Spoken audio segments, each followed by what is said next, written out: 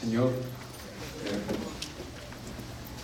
vengo ante ti humildemente, Señor. Me has dado la tarea más difícil, más terrible, con tanta responsabilidad de decir lo que está en tu palabra, y a la misma vez es una gran bendición. Te pido que seas tú el que hablas a tu pueblo y a mí. Yo no soy nada ni nadie sin ti, yo desesperadamente te necesito. Toma el control de este servicio.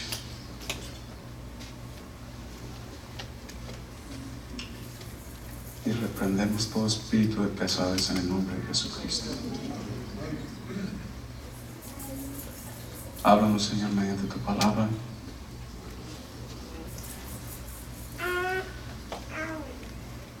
Háblanos, Señor. En el nombre de Jesús. Amén. Gracias, hermanos. Pueden tomar su lugar. Si hay algo en que debemos jactarnos,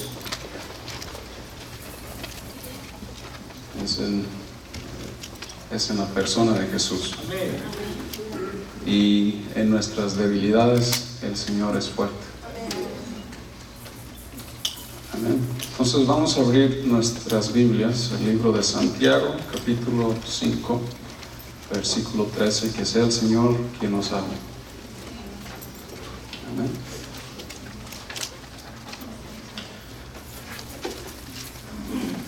Dice así: ¿está alguno entre vosotros afligido? Diga conmigo, afligido.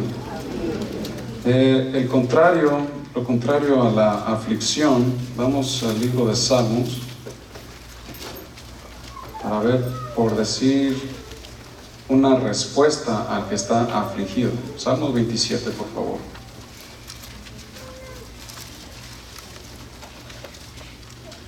Salmo 27:3 nos dice: aunque un ejército acampe contra mí,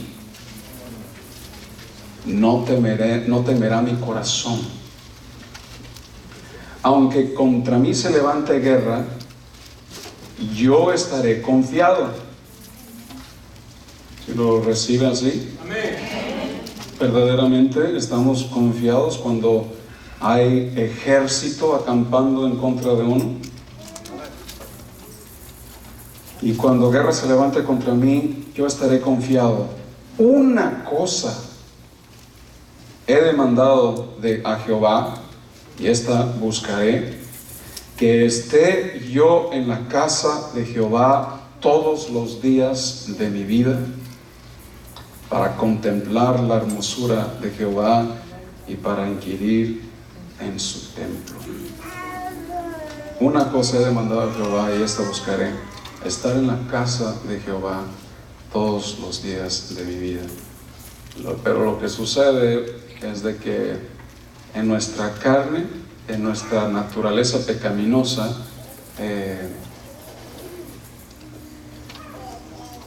pues escogemos otras cosas en vez de estar en la casa de Jehová. Escogemos normalmente de acuerdo a las concupiscencias, o sea, los deseos más íntimos de nuestro corazón, y escogemos, por ejemplo, cosas materiales. Escogemos otras prioridades que no son de parte del Señor, sino de nuestras concupiscencias y deseos. Entonces deseamos placeres, cosas materiales, cualquier cosa que sea, y que la ponemos sobre el Señor. Pero fíjese cómo nos dice el versículo 4: una cosa he demandado a Jehová, y esta buscaré, que esté yo en la casa de Jehová todos los días de mi vida, para contemplar la hermosura de Jehová y para inquirir en su templo. Porque Él me esconderá en su tabernáculo. O sea, aquí habla de una protección, de un refugio. En el día del mal, me ocultará en lo reservado de su morada y sobre una roca me pondrá en alto. Está hablando de un refugio, está hablando de una protección que viene de parte del Señor. Entonces, si regresamos a nuestro texto, ¿está alguno de vosotros afligido? ¿Sabe lo que tiene que hacer? ¿Qué es lo que tenemos que hacer? Hagan oración. ¿Está alguno alegre? Lo natural de estar uno alegre es cantar alabanzas. ¿Está alguno enfermo entre vosotros? Porque usted sabe, aquí la palabra enfermo se refiere a una enfermedad física. Los cristianos también se enferman. Una vez yo estaba bajo un pastor que no creía que los cristianos se enfermaban y que si se enfermaban era porque estaban en pecado. Hay 3 razones por las cuales cristianos o creyentes se enferman, que al ratito las vamos a ver. Pero no, aquí también vemos que el cristiano se puede enfermar. Pero todas aquellas falsas enseñanzas, o sea, aquellas enseñanzas que de acuerdo a al versículo 20, 19 y 20, todas las enseñanzas que se apartan de la verdad, que enseñan erróneamente, bueno, pues tienden a creer y a seguir enseñanzas que enseñan que el cristiano no se enferma. Es una enseñanza errónea, porque también el cristiano se enferma, y por varias razones, las cuales veremos en unos minutos. ¿Está alguno entonces entre vosotros enfermo? Llame a los ancianos. Aquí los ancianos literalmente se refiere a los pastores de la iglesia, a los ancianos de la iglesia, y oren. Oren es básicamente una petición, es suplicar, es pedir, y el sentido de esta palabra oren viene en adoración. O sea que los ancianos, los pastores, mientras están orando, suplicando en alabanza, en adoración, que también están intercediendo. ¿Sabe? Tengo uno de los privilegios más grandes de poder venir a este lugar y en mi oficina y estudiar la palabra de Dios. Y estoy yo solo en todo este edificio, todos estos 17,000 y tantos pies cuadrados. No hay nadie conmigo, excepto el Señor guiándome, pero estoy solo, estoy estudiando, y cuando veo grandes revelaciones, o revelaciones tal vez no grandes, pero revelaciones que me vienen de la palabra, o sea, cuando profundizo y cuando el Señor me da tesoros en su palabra, yo no me puedo contener y no me puedo aguantar en mi oficina, y me salgo, y el sitio donde oro viene siendo el lobby, porque me salgo de mi oficina y ando en el lobby caminando para allá y para atrás, orando y agradeciéndole al Señor, dándole gracias al Señor. Luego no me puedo aguantar y regreso a mi oficina y otra vez en la palabra. Ay, sí, Señor, entonces, Señor, gloria a Dios, y no me puedo contener, otra vez salgo y ando caminando por todo lugar. Y una vez me di cuenta que lo que estaba haciendo es adorando a Dios. Inconscientemente, yo pienso que estoy orando, pero en realidad ando caminando, adorándole, bendiciéndole, exaltándole, intercediendo por otras personas. Y es algo muy bonito. Por eso es una de las bendiciones del ministerio. Ese oren en el versículo 14 se refiere precisamente a eso, el sentir. El sentir es de orar en adoración. Entonces, nomás para tener una idea de lo que se refiere el sentir de esta palabra. Entonces, llame a cuando está uno enfermo entre vosotros, llame a los ancianos, o sea, literalmente, y si usted lo estudia, se va a dar cuenta que aquí se habla sobre lo que ahora actualmente la posición es de pastor. También es ahí la importancia de pertenecer a una iglesia, porque si usted no pertenece a una iglesia, Bueno, ¿a quién le va a llamar cuando se enferme? ¿A 30, 40 pastores? Y cuando les hable, posiblemente ellos, quién sabe cómo le contestan. Si le dicen, bueno, ¿quién eres? O sea, si no te conocen. Si no te conocen en esos tiempos de orar en adoración, ¿cómo vas a llegar en mente? Posiblemente en la soberanía de Dios, en la gracia, el Señor le revele a ese pastor. Pero a lo que voy también, y es de que hay una importancia de pertenecer a una congregación. Y por ejemplo, si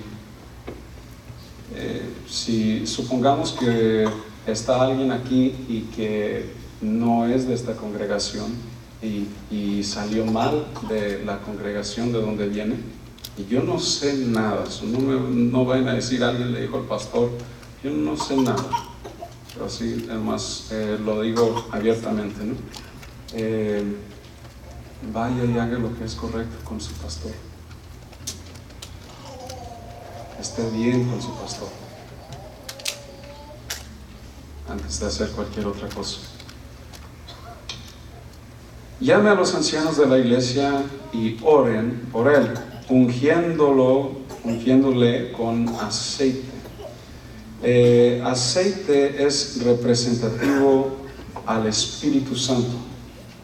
También el aceite se usaba con propósitos medicinales, como para limpiar heridas, pero también tiene el sentido, es simbólico a lo que es el Espíritu Santo. El Espíritu Santo, como lo hemos leído, lo hemos estudiado en Hechos capítulo 2, versículo del 1 al 4, se refiere al Espíritu Santo como viento. También en Génesis capítulo 1, versículo 2, se refiere al Espíritu Santo como ese viento, que es una de las palabras hebreas que se refiere al Espíritu Santo. Pero si vemos en Génesis cómo el Señor les da ese aliento de vida, hasta cierto punto, cuando uno era ungido con aceite, era representativo de que el Espíritu Santo le estaba dando aliento de vida, o le estaba de nuevo regresando esa vida al que está enfermo. Porque el que está enfermo, usted lo puede ver, una persona enferma se siente caído, desgastado, mentalmente también no está totalmente ahí, está como cansado, no tiene mucho ánimo como para hacer cosas, para seguir adelante. Eso es algo que sucede con alguien típicamente enfermo. Pero viene el Espíritu de Dios y le empieza a dar vida a esa persona. Ese que se sentía enfermo y decaído le empieza a levantar y dar vida y fortalecerlo. Entonces, eso es lo que se refiere el ungirle con aceite. El aceite en sí no es como la varita mágica, no es lo que recibe el crédito, es sencillamente simbólico de lo que es. Entonces, es un error, por ejemplo, decir, bueno, yo sí tengo el aceite correcto y el mío sí sirve.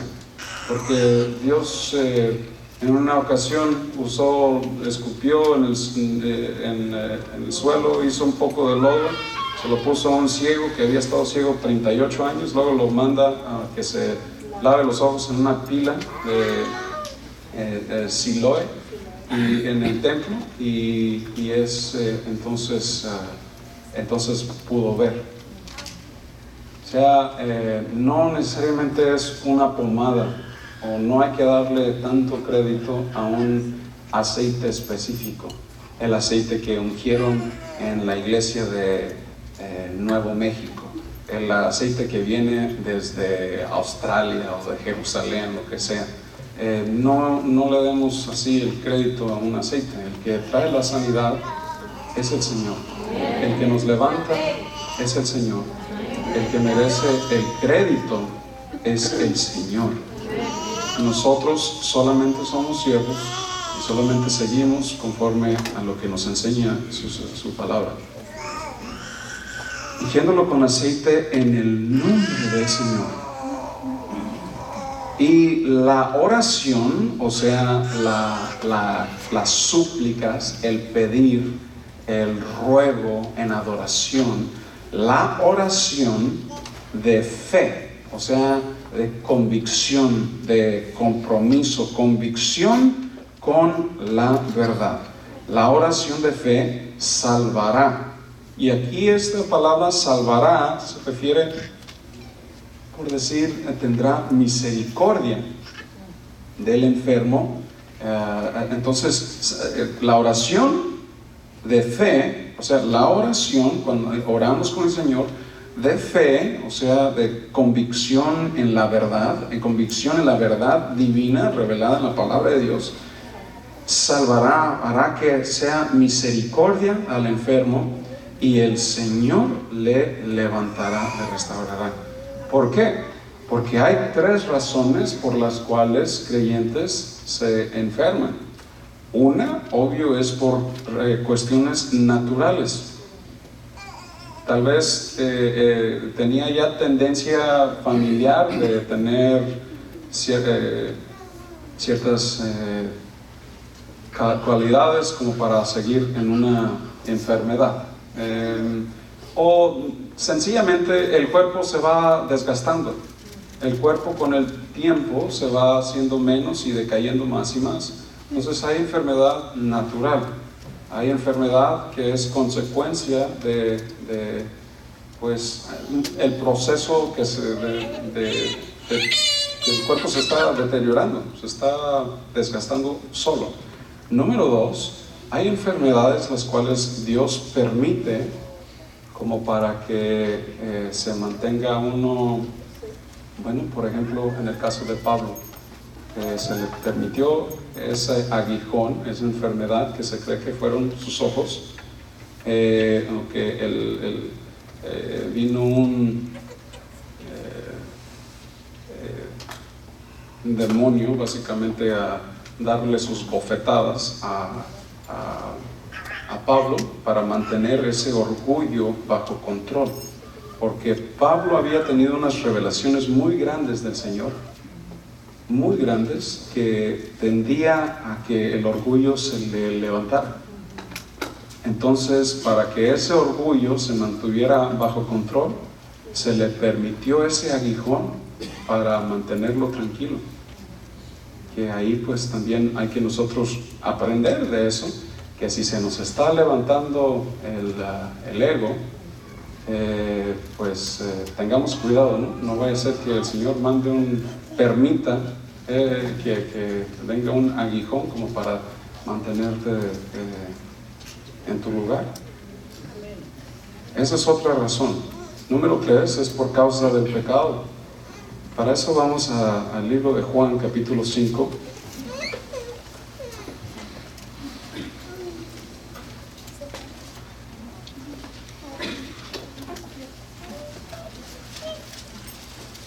Juan 5:14.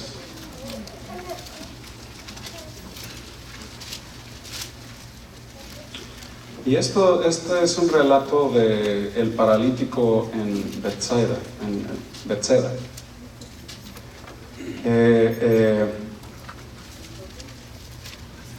Vamos a leer desde el versículo 1. Dice: después de estas cosas, había una fiesta de los judíos, y subió Jesús a Jerusalén, y ahí en Jerusalén, cerca de la puerta de ovejas, estaba un estanque en hebreo, se llama Bethsaida, el cual tiene 5 pórticos, y estos yacía una multitud de enfermos, ciegos, cojos y paralíticos. Entonces se decía que venía un ángel del cielo, y cuando agitaba el agua, el primer enfermo que se lanzaba en el agua era sanado. Entonces había uno que había estado por mucho tiempo, pero cuando se agitaba el agua, otro le ganaba y entraba en vez de él. Entonces viene Jesús y le dijo: levántate, en el versículo 8, toma tu lecho y anda. Y al instante aquel hombre fue sanado y tomó su lecho y anduvo, y era el día de reposo. Entonces vienen los religiosos y dicen: ¿cómo es que estás trabajando, cargando un lecho en el día de reposo? Y el hombre les contesta y le dice: bueno, el que me sanó me dijo que me llevara el lecho. Pero si brincamos al versículo 14, nos dice: después le halló Jesús en el templo y dijo: mira, has sido sanado. Mira, has sido sanado. Y luego, ¿cómo le dice? No peques más. O sea, implicando que, no implicando, eso ya es casi directo, ¿no? De que la enfermedad era a causa del pecado. Y pues tenemos que tener cuidado también, porque el Señor puede causar enfermedades a causa del pecado por amor, y eso lo vamos a ver adelante, así como lo escuchó. Pero tenemos que tener cuidado. Cuando pecamos, pecamos primero contra el cielo y luego contra otra persona. Por ejemplo, si yo he conocido un caso, personalmente he conocido un caso de un señor que tenía una familia como de 6 hijos, y toda la vida el señor golpeaba a su mujer. Toda la vida la trataba terrible.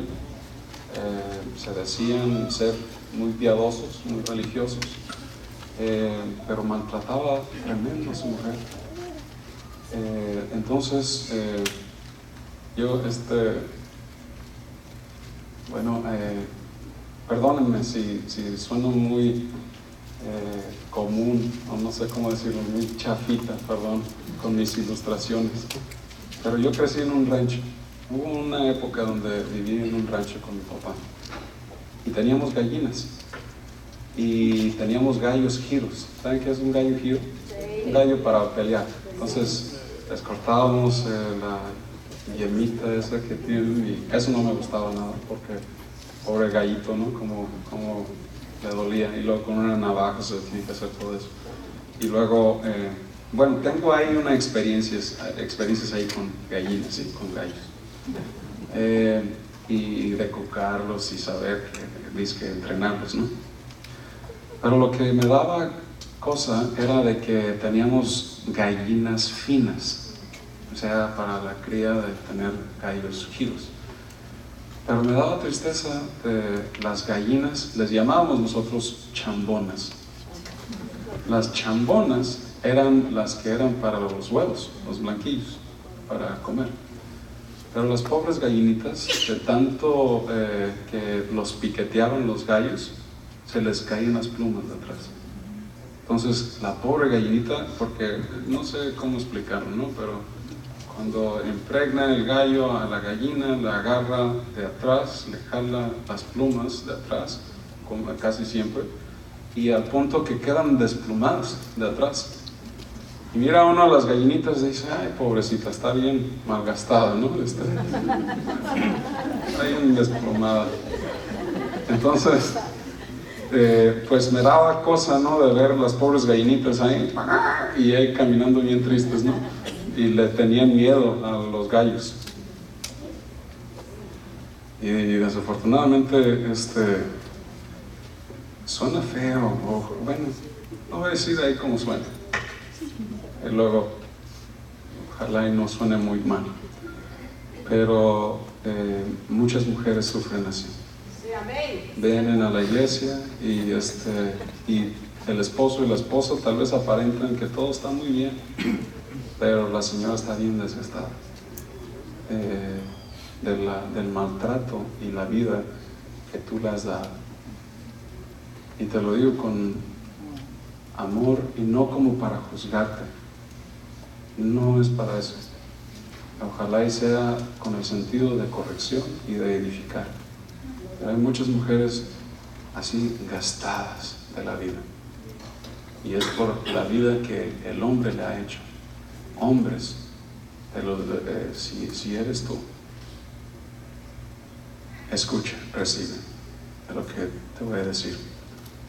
Primero, has pecado contra Dios al tratar a una de sus hijas de esa manera. has pecado contra el Señor primero. Y número 2, has pecado contra ella. Entonces, te recomiendo, ponte a cuentas con el Señor y pídele perdón a Él primero. Y luego pídele perdón a ella. Abrázala, cuídala y pídele perdón. Y cambia. Porque si uno sigue así, lo que le pasó a esta familia que yo le estaba contando, de esta familia de 6, terminó sucediendo que la señora lo divorció, se fue, pero se fue como asustada de un peligro, como que si él la iba a matar o quitar la vida, no sé, y aquí en Estados Unidos. ¿Pero qué le pasó al señor? Quedó inválido. Le cayó una enfermedad, quedó inválido hasta el día, tiene ya 70 años, inválido, no puede hablar. La mujer se fue y varios de los hijos encarcelados. Todo por razones que es el pecado. Tengan mucho cuidado cómo tratan a sus esposas, cómo viven en sus hogares, porque pueden venir a la iglesia y allá en la casa hacer otra cosa muy diferente. Piensas tal vez que nadie te ve. Ciertamente yo no te veo, ni nadie más de la iglesia, pero al Señor no se le escapa ninguna obra. Él conoce todas nuestras obras. Cuando dice la Biblia que yo conozco tus obras, como Jesús está hablando a las iglesias en Apocalipsis, ese yo conozco tus obras quiere decir que Dios conoce todo lo que haces, inclusive las intenciones y los motivos de tu corazón. Dios los conoce y a Él no le puedes engañar. Él es paciente para con nosotros, para que vengamos a lo que es el arrepentimiento. Pero si no, tengan mucho cuidado, porque muchas enfermedades pueden venir por lo que es el pecado. Si vamos a Mateo capítulo 9,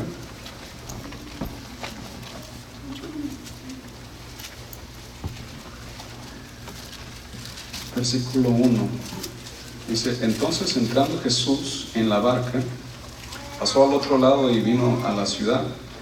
Y sucedió que trajeron un paralítico que estaba en una cama, sobre una cama, y al ver Jesús la fe de ellos, dijo al paralítico, ¿qué le dice? Ten ánimo y camina y anda. Dijo, ten ánimo, hijo, tus pecados te son perdonados. O sea, viene el paralítico y Jesús, pues Jesús cuando habla, Él habla al detalle, Él habla al problema. Entonces, ese era el problema, los pecados. Pero también ahí hace el Señor una combinación, porque no tan solo responde al problema con este hombre, pero también les responde a los fariseos y a los que estaban. Entonces algunos de los escribas, o sea, estos eran básicamente doctores en la ley, decían dentro de sí, este blasfema, y conociendo Jesús los pensamientos de ellos, dice, ¿por qué dicen esto en sus corazones? ¿Qué es más fácil decir? ¿Tus pecados te son perdonados o levántate y anda? Pues para que sepáis que el Hijo del Hombre tiene potestad en la tierra para perdonar pecados, porque el que perdona pecados es el Señor. Dice entonces al paralítico, levántate, toma tu cama y vete a tu casa. Entonces se levantó y se fue a su casa. Y la gente al verlo se maravilló y glorificó a Dios, que había dado esa potestad a los hombres.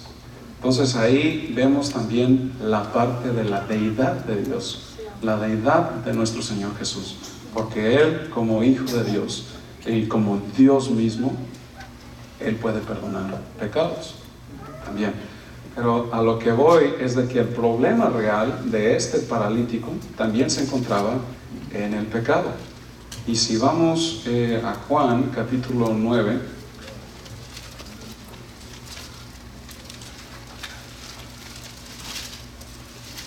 no les estoy aburriendo, ¿verdad?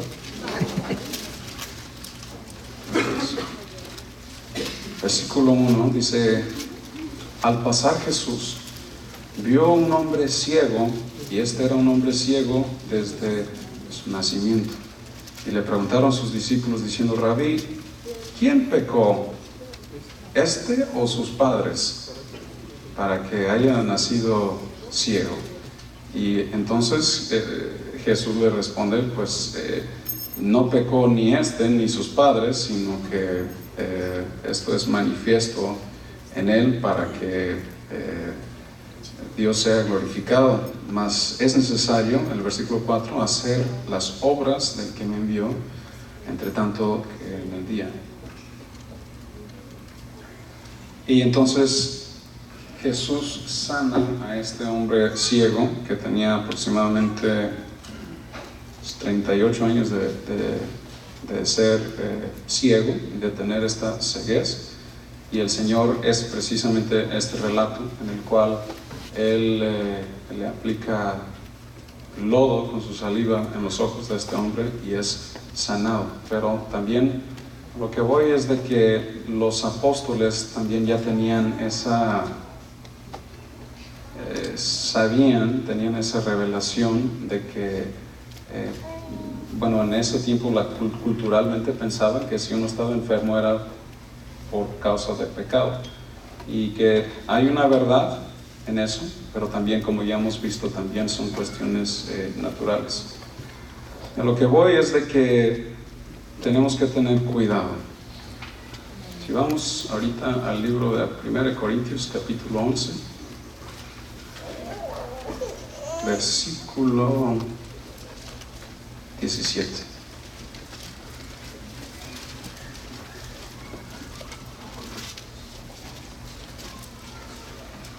Pero al anunciaros esto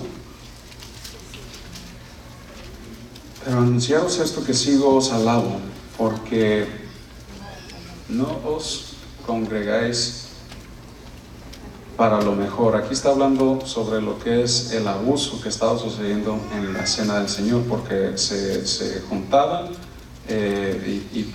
no para reverentemente, sino que hasta se embriagaban en la cena del Señor. Y nomás para que vean lo que está pasando: porque os congregáis para lo mejor, sino para lo peor. No os congregáis para lo mejor, sino para lo peor. Pues en primer lugar, cuando os reunís como iglesia, oigo que hay entre vosotros, ¿qué hay? Divisiones. Y en parte lo creo, está hablando Pablo, porque es preciso que entre vosotros haya disensiones y que se hagan manifiestos entre vosotros los que son aprobados. Hay bastante enseñanza sobre este tema, porque también cuando se manifiestan divisiones, disensiones, facciones, se ve realmente el carácter de las personas. Se ve verdaderamente los que son aprobados y los que todavía les hace falta. Pero entonces todo esto estaba sucediendo. Recordemos que en la iglesia de Corintios habían 4 facciones básicamente: los que estaban fieles a Apolos, los que eran fieles a Pablo, los que decían que solamente eran fieles a Cristo, no a ningún hombre ni nada. Y luego habían los cristianos judaizantes, los cuales estos 4 partidos de los corintios combatían sobre lo que era el poder de la iglesia de los corintios. Y a los corintios, pues Pablo viene hacia ellos y les trata de enseñar. Les dice que en 1 Corintios 14 y 15, si no me equivoco, que es Pablo quien los engendró en la fe, y básicamente diciendo cómo es posible que puedan llegar a este caso. Y luego, si vemos en el capítulo 3, dice versículo 1, de manera que yo, hermanos, no pude hablaros como a espirituales, sino como a carnales, como a niños en Cristo, dejándonos saber que un cristiano que vive y actúa en las tendencias de la carne, todavía es un niño y no puede digerir o tener vianda, o sea, carne, espiritualmente hablando, sino todavía leche, porque ya debería ser grande, posiblemente, pero como vive en la carne, vive todavía en el pecado, esclavizado al pecado, pues por eso ahí sigue como niño espiritualmente. Entonces, hay muchos cristianos así también, que pueden tener 30, 40 años en el Evangelio, pero si viven en la carne, si viven bajo las pasiones pecaminosas, de acuerdo a las concupiscencias del corazón, pues siguen siendo niños espirituales. Entonces, bueno, eso solamente como para dejar saber lo que estaba sucediendo. Terminemos este versículo, este pasaje en el versículo 2 de 1 Corintios 3:2. Os di a beber leche y no vianda, porque aún no eres capaces, ni sois capaces todavía, porque aún sois carnales. Pues habiendo entre vosotros, ahí viene, celos, contiendas, disensiones, ¿no sois carnales y andáis como hombres? Y es un pasaje hermoso, ¿no? El que acabamos de leer. Pero regresamos a 1 Corintios 11. Eso solamente como para darles a entender lo que estaba sucediendo en la iglesia de los Corintios. Estaban viviendo en la carne. Bien. Leamos el versículo 23, porque como yo recibí también del Señor, os he enseñado que el Señor Jesús, la noche que fue entregado, tomó pan y habiendo dado gracias, partió y dijo: tomad, comed, este es mi cuerpo que por vosotros es partido, haced esto en memoria de mí. Así también tomó la copa y dijo: esta es la copa del nuevo pacto en mi sangre, haced esto todas las veces que la bebieres en memoria de mí. Así pues, todas las veces que la comieres, este pan, y bebieres esta copa, la muerte del Señor, anunciáis hasta que Él venga. 27. De manera que cualquiera que comiere este pan o bebiera esta copa del Señor indignamente, paremos ahí. ¿Qué quiere decir eso? Indignamente, literalmente, es participar de la cena del Señor viviendo en pecado. El que participa de las cosas del Señor, empleamos, el que participa de la obra redentora de lo que el Señor hizo, pero sigue viviendo en pecado indignamente, será culpado del cuerpo y de la sangre del Señor. O sea, es algo muy serio de participar del Señor, pero seguir viviendo en el pecado. ¿Cómo puede ser posible? ¿Qué más sacrificio hay? ¿Cómo puede uno pisotear la sangre de Cristo así? Hay que tener mucho cuidado, nuestra conducta, cómo vivimos. Hay que poner en práctica lo que vivimos. Y el que vive en pecado posiblemente no se ha arrepentido, fíjense nomás. Porque la simiente de Dios está en los que son nacidos de nuevo y ya no les permiten, ya no pueden, aunque no ni quieren, porque el arrepentido, el nacido de nuevo, tiene una convicción de lo que es el pecado. Y cuando cae el pecado, le llega esa convicción y no sabe cómo, hasta que pide perdón. Señor, perdóname. Y no quiere caer en ese pecado, en ese vicio, en lo que sea. Domina y se agarra del Señor y rechaza aquello que es el pecado. Pero cuando uno viene al Señor y se arrepiente de sus pecados, y supongamos que va muy bien, pero de repente pasan años, pasa un tiempo y recae, se lanza en el pecado, bueno, el Señor es misericordioso para con esa persona, para que venga al arrepentimiento. Si ese eres tú, también ojalá y este mensaje tan sencillo hagas sacudir esa conciencia y que vengas al arrepentimiento, porque posiblemente el Señor te está hablando ahorita para que vengas al arrepentimiento si es que estás viviendo en pecado. Yo no sé cuál es el pecado, no es mi trabajo saber cuál es el pecado. Y también repito, no te estoy juzgando, sea el Señor el que esté hablando. Será culpado del cuerpo y de la sangre del Señor, por tanto, pruébese cada uno a sí mismo y coma así del pan y de la copa, porque el que come y bebe indignamente sin discernir el cuerpo del Señor, juicio, viene juicio, y no como para condenar, pero bueno, pues ya viene ese juicio ya al final. O sea, también como estábamos hablando hace rato con el ministerio de alabanza, de cómo vino un juicio divino de parte de Jesús para los fariseos, los cuales no creyeron en Él, y más bien al contrario, le acusaban que Él reprendía demonios con autoridad de Baal, ¿no? Belzebú. Entonces, creo es Marcos 3:22, el versículo, si no me equivoco.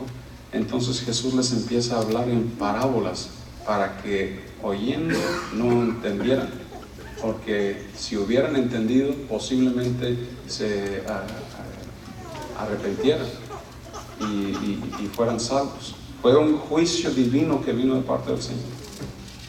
Bueno, aquí sigamos.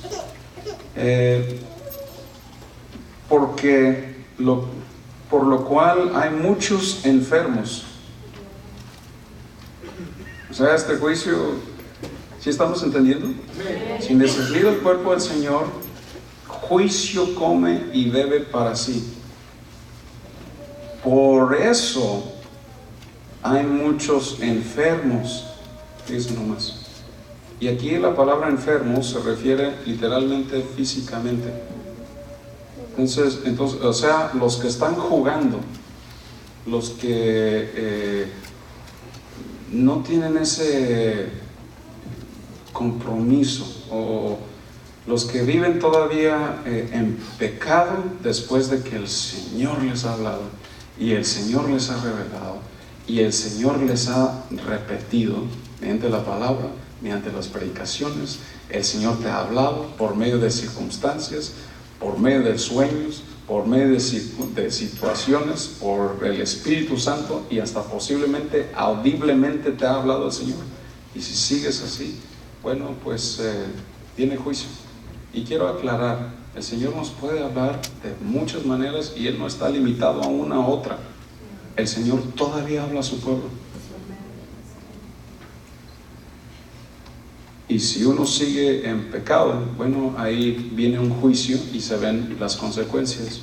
Hay muchos enfermos físicamente y debilitados. ¿Sabe qué es aquí debilitado? Se refiere al estado de ánimo. O sea, lo que nosotros conocemos como lo que es el estrés y la depresión.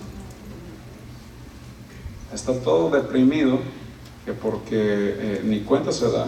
Está deprimido pues por la manera que está viviendo. Está deprimido a causa del pecado. Está deprimido porque no está viviendo de acuerdo a las Sagradas Escrituras y como sabe que el Señor requiere de nosotros. Porque una persona que está obedeciendo al Señor, viviendo conforme a su palabra, agradando al Señor en todo, ¿cómo va a estar deprimida esa persona? El Señor es quien nos fortalece mediante su palabra. El Señor es quien trae esa fuerza y nos levanta. Y cuando hablo de levantar, se refiere a ese estado emocional también. Ahora quiero reconocer que también hay desbalances en la persona. O sea, no sé, nomás para aclarar, recuerden al principio que dije 3 razones por las cuales un creyente se enferma. Muchas veces es por cuestiones meramente naturales y por el desgaste del cuerpo. Pero en el caso de, por ejemplo, lo que es pecado, pues también el pecado trae enfermedad y debilidades. También eso no podemos ignorar. Entre vosotros y muchos duermen, y aquí el dormir ya es en muerte, porque el pecado pues también puede llevar a eso. Bien, si pues nos examinamos a nosotros mismos, no seríamos juzgados, mas siendo juzgados somos castigados. No, pero el Señor no castiga. ¿Cómo? Aquí dice, somos castigados por el Señor, para que no seamos condenados con el mundo.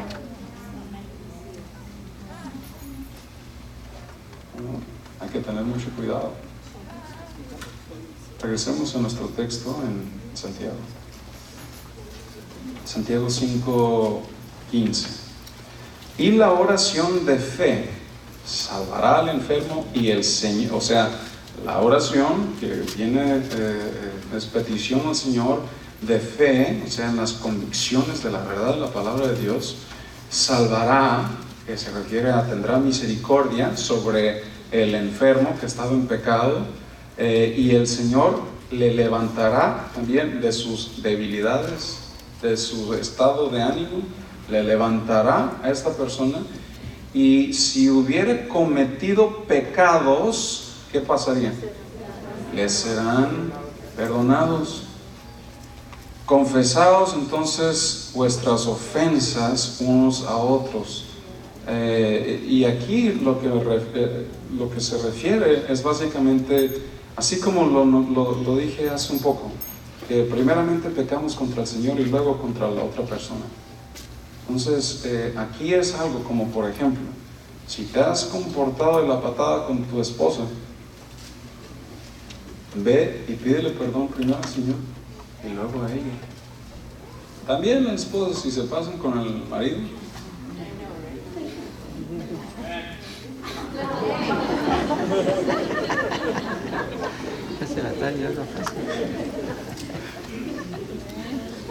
no, y hay unas esposas que lo traen cortito.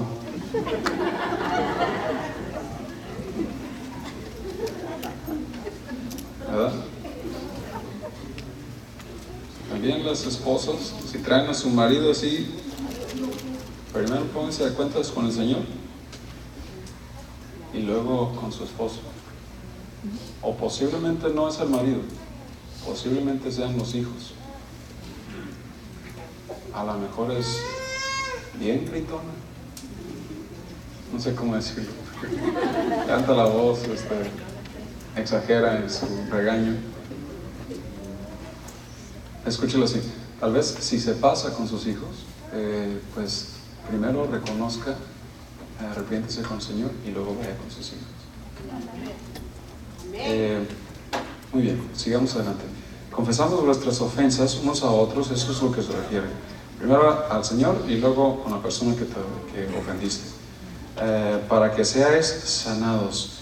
Y la oración, la comunicación eficaz es energeo, que es básicamente fuerza, apasionada, esa oración apasionada, fuerte, del justo. El justo es el que ha sido lavado por la sangre del Señor y se lava continuamente mediante la palabra y pidiendo perdón por sus pecados. El justo es aquella persona que se mantiene limpio, se mantiene siempre, constantemente se guarda de lo que es el pecado en su vida, en su manera de pensar, en su manera de hacer las cosas y de ser. Es una persona justificada, es aquel que se ha vestido de Cristo, se ha vestido de la justicia de Dios. es una persona justificada. Entonces la oración eficaz en Egeo del justo puede mucho.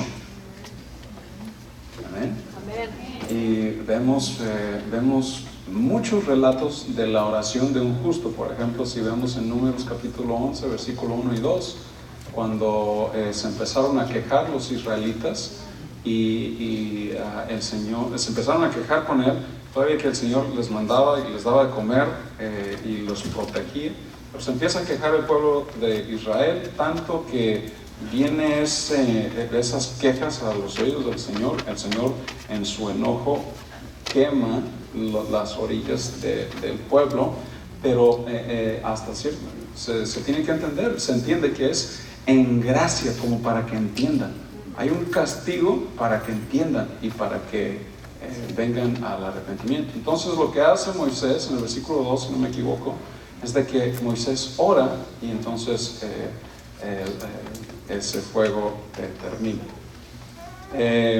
Pero aquí nos da la ilustración de Elías. Elías era un hombre sujeto a pasiones semejantes a las nuestras.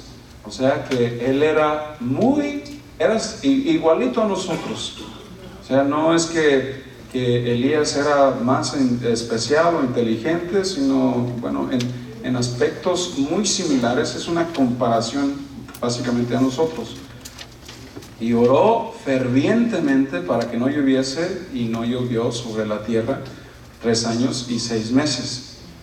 Este relato lo encontramos en el libro de Primera de Reyes, capítulo 16, 17, si no me equivoco, y 18. Entonces vemos a Elías que va con el rey Acab, que Acab fue, de acuerdo a Primera de Reyes 16, los últimos versículos, del 29 al 30, entendemos de que Acab fue el peor rey de Israel. O sea, él se fue y se casó con literalmente una bruja, o sea, Jezabel, o sea, digo así porque ella era hija de un, básicamente, un warlock, un brujo.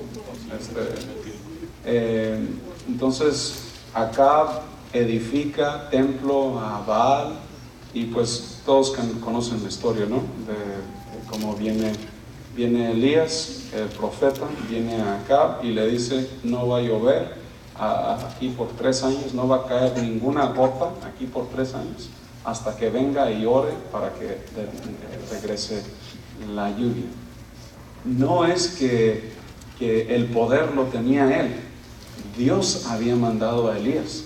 Y en el capítulo 18 vemos que es el Señor quien le habla a Elías, y el Señor es quien le dice: yo haré llover. O sea, Elías en su oración estaba alineándose a la voluntad de Dios. Elías siempre estaba bajo la autoridad y bajo las instrucciones y la voluntad de Dios. Y o sea, no tampoco le demos un crédito por ejemplo, a uno que se diga ser justo. El crédito y toda la gloria y toda la honra es del Señor, porque nosotros en toda nuestra justicia somos como garras sucias. No tenemos esos méritos espirituales para nosotros, o sea, como para nada.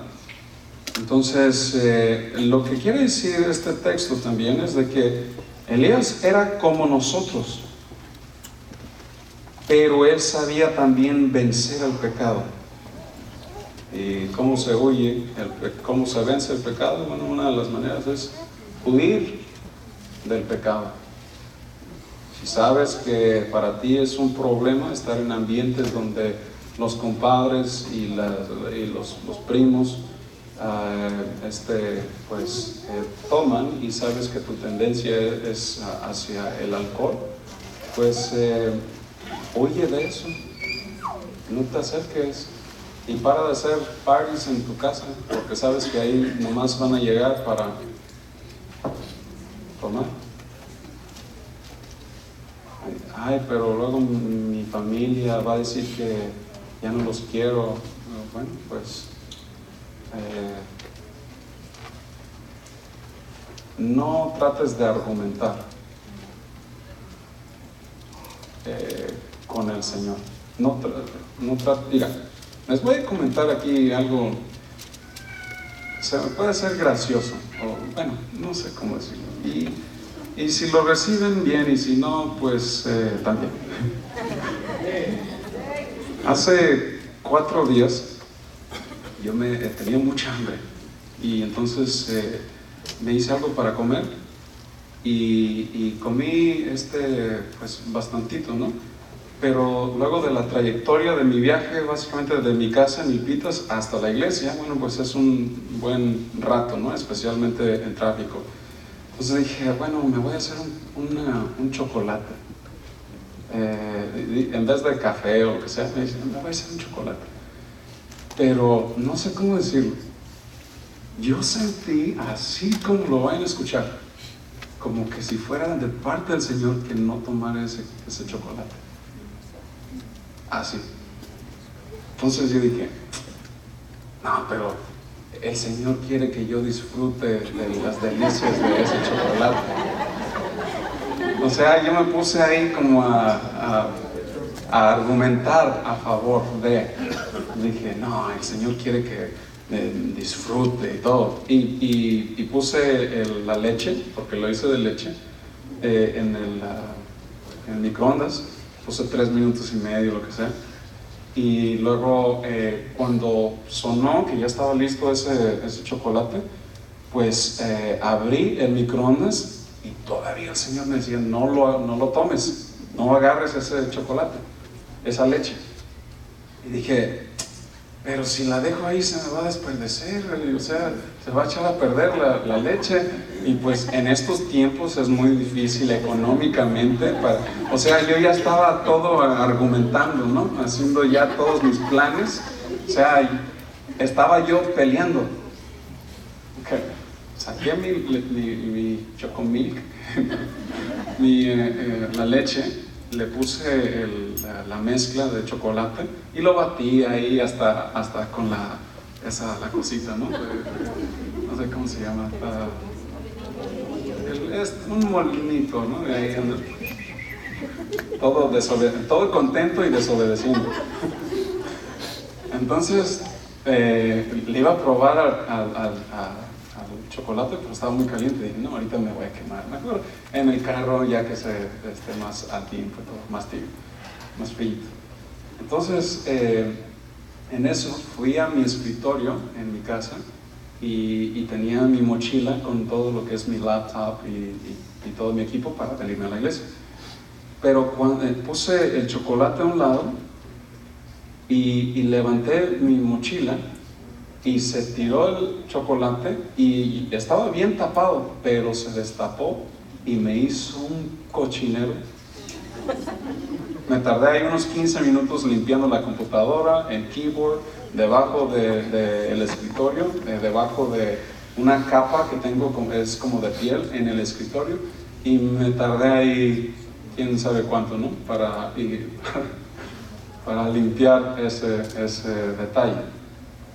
Pero para mí fue como una lección, ¿no? La lección fue la siguiente: si el Señor te dice algo, no sé cómo decirlo, don't compromise, ¿cómo se dice eso? Contradigas.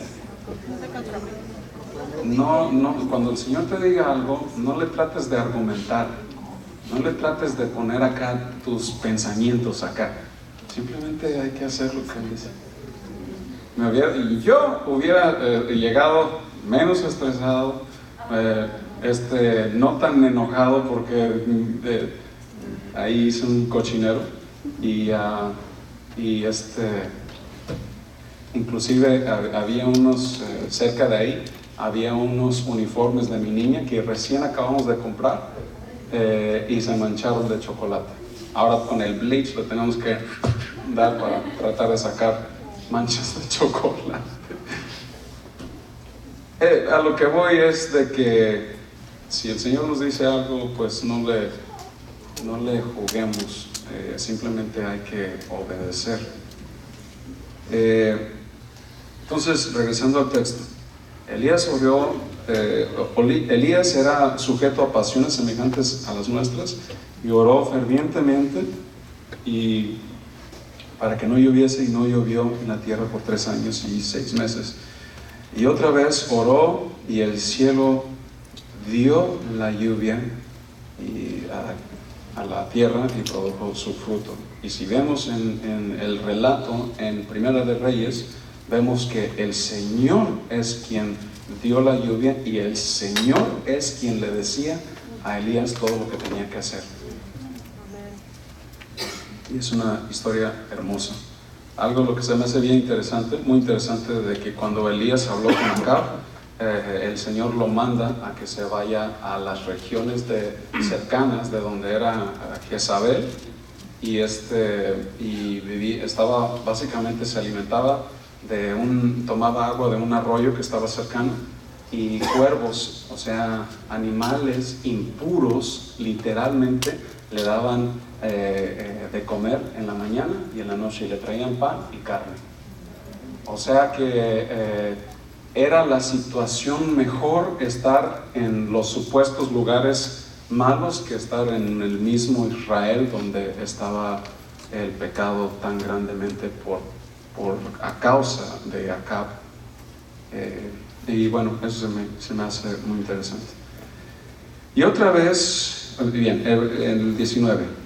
Hermanos, si alguno de entre vosotros se ha extraviado de la verdad, de la sana doctrina, de la palabra de Dios, y alguno le hace volver, sepa que el que haga volver al pecador del error de su camino, escuche bien, salvará de muerte un alma y cubrirá multitud de pecados, dice Jesús.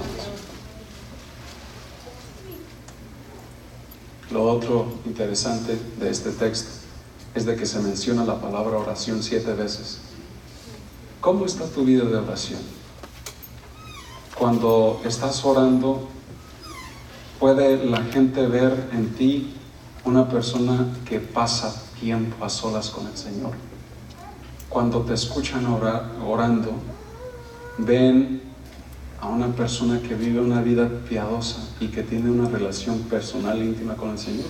¿O solamente escuchan palabrerío, oraciones preparadas, oraciones mecánicas y frías?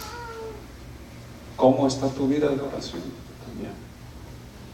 Algo muy importante es de que a Jesús le preguntaron los apóstoles: enséñanos a orar, porque hay poder en la oración. Y veían que Jesús oraba y era algo grande y maravilloso ver a nuestro Señor Jesús orando. Se cree que la evidencia más grande de la divinidad de nuestro Señor era verlo orando en vez de caminar sobre el agua, multiplicando el pan, sanando a los enfermos. Porque imagínese usted ver a nuestro Señor Jesús orando al Padre. ¿Sabe? Nosotros hoy en día nos queremos escapar a lo que nosotros queremos hacer, ¿verdad? Nos queremos, por ejemplo, si sabes que tienes que, las mujeres, sabes que tienes que limpiar la casa y hacer el aseo, pero tienes esas ganas de ir al mall, buscas la manera para darte el escape. Los hombres,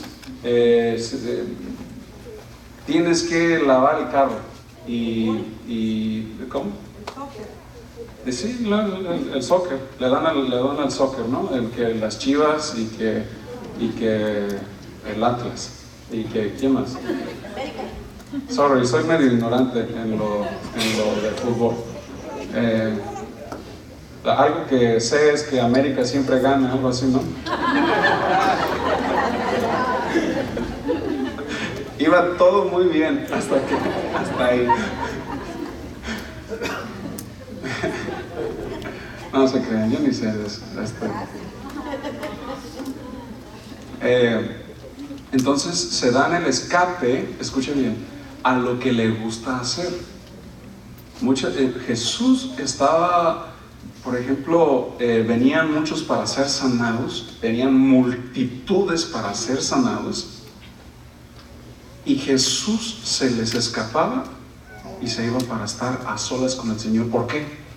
Porque reconocía la importancia. ¿Por qué? Porque amaba tanto al Señor estar en su presencia.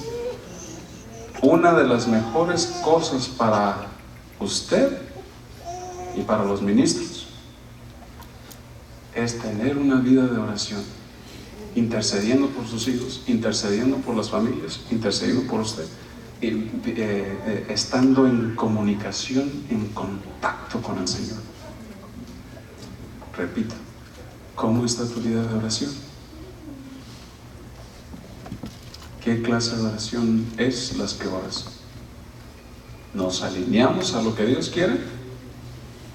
¿Nos sometemos a lo que Él ordena? ¿O solamente pedimos nuestros palitos para el golf? No sé cómo se llaman los clubs de golf, o nuestro carro del año.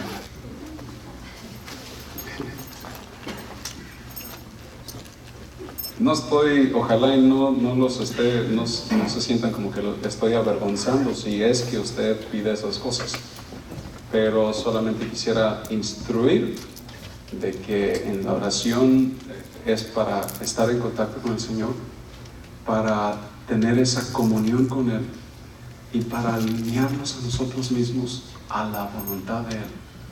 Elías hacía y oraba conforme a las instrucciones que él recibía de Dios.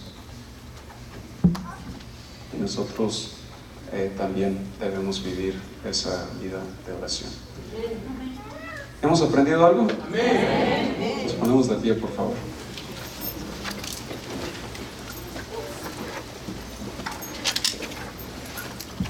Señor, gracias te damos por el día de hoy, que nos has fortalecido y nos has dado el privilegio de recibir tu palabra. Ayúdanos a vencer aquellos deseos y concupiscencias que nos atraen, y más bien a someterlos, dominarlos y vivir para ti con todo nuestro corazón. Queremos ser como tu Hijo amado. Queremos ser como tú, Señor. Reconocemos que hacer una petición y una oración así, de esta manera, es como algo autodestructivo a la vez, porque quiere decir que tenemos que morir a nosotros mismos y seguirte a ti y ser como tú. Y queremos, Señor, vivir para ti, cargar esa cruz, tomar esa cruz, negarnos a nosotros mismos y seguirte y ser como tú. Ayúdanos a ser como tu Hijo, que mediante el Espíritu Santo, nuestro Consolador, nos fortalece y nos ayuda, y mediante la palabra nos vas moldeando para ser más y más como tu Hijo amado. Ayúdanos, Señor, a ser como tu Hijo cuando estamos en nuestras casas, cuando estamos en el trabajo. Ayúdanos a ser como tu Hijo cuando tratamos con nuestras esposas y con nuestros hijos y con nuestros familiares y compañeros de trabajo, con amigos. Ayúdanos a ser como tu Hijo cuando estamos a solas. Ayúdanos para ser más y más como tu Hijo, porque tu palabra nos dice: el que dice que tiene comunión con Él debe andar como Él andó. Eso nos dices en 1 de Juan 2:6. Te damos la gloria y la honra y te amamos. Bendecimos tu santo nombre. En el nombre de Jesús, el pueblo de Dios dice en fuerte gloria a Dios. Démosle palmas.